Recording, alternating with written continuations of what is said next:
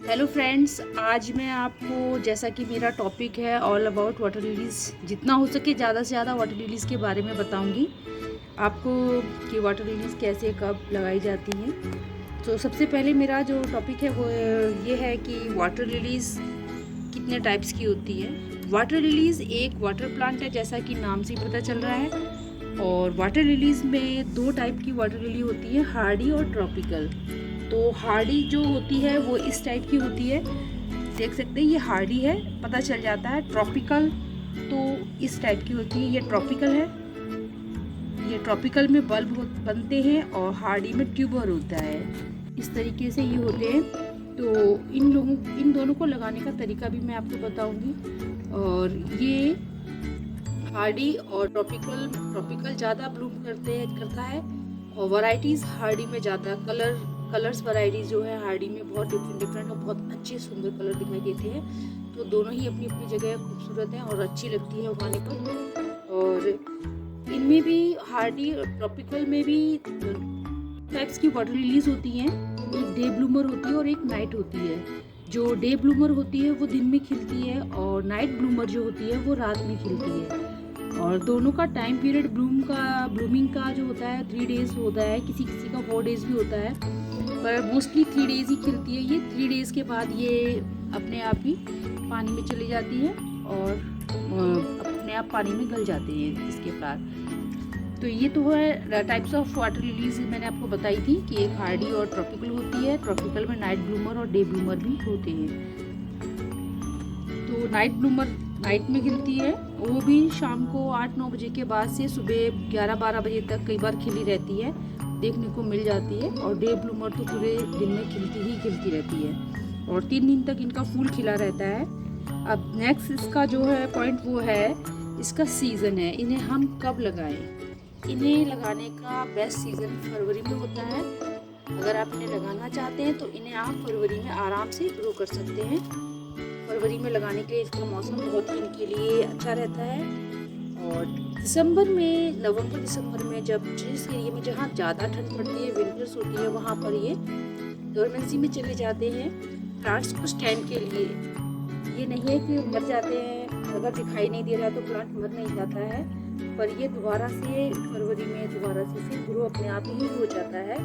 और अगर चाहो तो आपको लग रहा है कि उसकी सॉइल अब ख़राब हो चुकी है या उसकी जड़ें बहुत ज़्यादा फैल गई हैं, तो आप उसे रिपॉट भी कर सकते हैं। इसके लिए एक्यूरेट टेम्परेचर होता है 25 to 36। इसके बीच में अगर आप इसे ग्रो करते हैं तो वाटर लिली आपके लिए अच्छी रहेगी और अच्छी ग्रो करेगी। विंटर में तो ये डोरमेंसी में चली जाती है क्योंकि टेम्परेचर इसके अकॉर्डिंग नहीं रहता है, पर ये दोबारा से फरवरी में फिर ग्रो कर जाती है। थर्ड पॉइंट है इसको लगाने का तरीका। इसको लगाने का तरीका वैसे तो मैंने अपनी वीडियोस में कई बार बताया है, पर जैसे कि मैं इसमें बता रही हूँ ऑल अबाउट लिलीज़ है, वाटर लिलीज़ है, तो इसको मैं बता रही हूँ कि जो ये हार्डी है इसे आपके पास जो आपका पॉट है जिसमें लगा रहे हैं, इसे कॉर्नर से आप लगाएंगे। कॉर्नर में लगाएंगे तो ये इसे फैलने के लिए जगह मिलती है और ये आगे की तरफ ग्रो करती है। इसलिए इसको हमें लगाने के लिए स्पेस छोड़ना पड़ता है जिसमें कि वो आगे ग्रो कर सके। और जो ट्रॉपिकल है, जो बल्ब से लगाते हैं हम, उसको हम सेंटर में पॉट लेंगे तो पॉट के सेंटर में इसको हम लगाएंगे ट्रॉपिकल को। ये इसे लगाने का तरीका है। इसे लगाने का जैसे मैंने आपको तरीका बताया था बल्ब से, और आप ट्यूबर से लगा सकते हैं। इसे लगाने का एक तरीका है सीड से भी इसे ग्रो कर सकते हैं। थोड़ा टाइम लगता है सीड से ग्रो करने पर, तो सीड से ग्रो करेंगे तो थोड़ा टाइम लगेगा, 6 मंथ लग जाते हैं, 4 to 6 मंथ्स हो जाते हैं। तो आप इसे सीड से भी ग्रो कर सकते हैं, ज़रूरी नहीं है कि आप बल्ब या ट्यूबर ही लेके आएँ उसी से लगाएं। फोर्थ जो आपका टॉपिक है जो मैं बताने जा रही हूँ वो इन्हें कैसे लगाएं। तो इन्हें लगाने के लिए आप tub to tub method use कर सकते हैं और डायरेक्ट आप सॉइल में भी लगा सकते हैं। इससे भी पहले मैं आपको ये बताना चाहती हूँ कि इन्हें लगाने के लिए आप कैसी सॉइल यूज़ करें। पहले तो सॉइल बताती हूँ कि सॉइल हमेशा इसके लिए आप क्लेई सॉइल, तालाब की पोखरों की मिट्टी जो होती है आप वहाँ से ले सकते हैं, या आपने देखा होगा पुणे वाली मिट्टी है, और जो महाराष्ट्र से जो नर्सरी में पौधों में प्लांट में लगी मिट्टी आती है वो मिट्टी जो चिकनी मिट्टी कहते हैं जिसे हम, वो इसके लिए बिल्कुल परफेक्ट रहती है, जो इस प्लांट को होल्ड करे रहती है वाटर में, क्योंकि ये प्लांट वाटर में ग्रो करता है। तो वाटर में जाने के बाद इसको होल्ड करने के लिए थोड़ी हैवी सॉइल की ज़रूरत होती है, जो उसके लिए ज़रूरी है। तो ये आपके प्लांट के लिए नेसेसरी है कि आप इसे जब भी ग्रो करें तो इसके लिए आप क्ले सॉइल लें। अब इसको ग्रो करने का तरीका जैसे कि मैं बता रही थी कि आप इसे ग्रो कैसे करेंगे। एक तो मेथड होता है टब टू टब और दूसरा होता है डायरेक्ट सॉइल पे। तो मैं आपको दिखा रही हूँ टब टू टब मेथड भी और डायरेक्ट सॉइल का भी दिखा रही हूँ। ये तरीका एक है टब टू टब वाला, देख सकते हैं आप। इसके अंदर ये टब है और टब के अंदर एक और टब है या पॉट है जो रखा हुआ है, टब टू पॉट मेथड जिसे हम ये भी कहते हैं। तो एक पॉट में टब में पानी भर के हम पॉट में प्लांट लगा के भी इसे रख सकते हैं। ये एक हार्डी है, मैं आपको ट्रॉपिकल भी दिखा रही हूँ। ये एक ट्रॉपिकल है जो टब टू पॉट का मेथड के द्वारा मैंने लगाया है, ये देख सकते हैं आप। ये ट्रॉपिकल है। इस तरह से आप इनको, एक मेथड तो ये है कि आप इन्हें लगा लें। और दूसरी बात है इस टब की या पॉट की हाइट कितनी होनी चाहिए। तो इस टब की हाइट जो है कम से कम 8 इंच होनी चाहिए। अंदर वाला पॉट उससे 3-2.5 इंच कम होना चाहिए जिससे उसके ऊपर पानी आ सके, उसकी सरफेस पर इतना होना चाहिए। कम से कम इतना तो होना चाहिए। मेरा अभी इतना ही है, उसके अकॉर्डिंग मैं बता रही हूँ। थोड़ा 2-4 इंच कम या ज़्यादा भी हो सकता है। अब मैं आपको डायरेक्ट सॉइल में लगे हुए प्लांट भी दिखा रही हूँ जो मैंने डायरेक्ट सॉइल में लगाए हुए हैं। ये एक हार्डी प्लांट है वाटर लिली का जो मैंने डायरेक्ट सॉइल में लगा रखा है। आप टब देख सकते हैं। टब की जो हाइट है वो 8 इंचेस के करीब होगी और इसके अंदर मैंने हाफ से थोड़ा कम मैंने सॉइल भरी हुई है। उसके बाद मैंने इस प्लांट को लगाया हुआ है। इसके अंदर आप देख सकते हैं सॉइल है, पूरी क्ले सॉइल भरी हुई है और उसके अंदर मैंने इस प्लांट को लगा रखा है। तो ये मेथड हो गया आपका डायरेक्ट सॉइल में लगाने के लिए। तो इसे आप डायरेक्ट सॉइल में भी लगा सकते हैं। थिंग ये है कि हम इसमें कौन सा फर्टिलाइज़र ऐड करें या कौन सी इसमें वो डालें, खाद डालें जिससे ये हमारा बहुत अच्छा ग्रो करे और ब्लूमिंग जल्दी हो। इसके लिए आप कोशिश तो ये करें कि आप इसके अंदर नेचुरल तरीके से इसे ग्रो करें और ऑर्गेनिक आप खाद का यूज़ करें। पर जैसे कि आप कुछ लोगों को सब नहीं होता, जल्दी ब्लूमिंग चाहते हैं या डालना चाहते हैं, तो NPK 1919 इसके लिए सबसे बेस्ट रहता है। और अगर कुछ प्लांट्स में मेरा अपना मानना है कि जैसे मैंने नाइट ब्लूमर ग्रो किया था, तो नाइट ब्लूमर के लिए मैं बोलूँगी कि DAP बेस्ट रहता है। मैंने DAP यूज़ किए।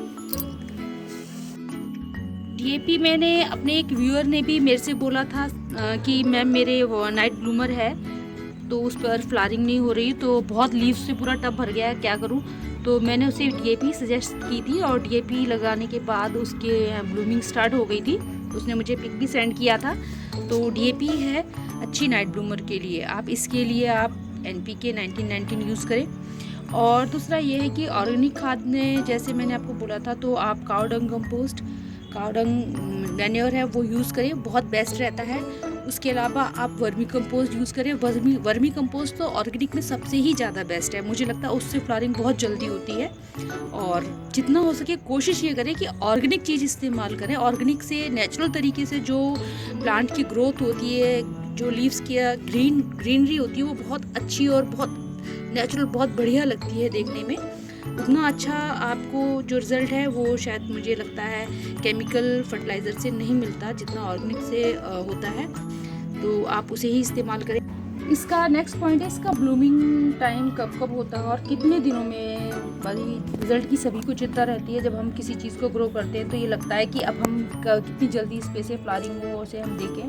तो इसका ब्लूमिंग जो टाइम होता है, अगर आप आप बल्ब से और ट्यूबर से उसको ग्रो करते हैं, तो ये 25 to 1 मंथ में, 25 डेज़ या 1 मंथ में इसमें फ्लावरिंग शुरू हो जाती है। उसे एक्यूरेट टेम्परेचर, एक्यूरेट फर्टिलाइज़र मिलता है, तो ये आपका 25 डेज़ में और ज़्यादा से ज़्यादा 1 मंथ लेती है ब्लूमिंग करने के लिए।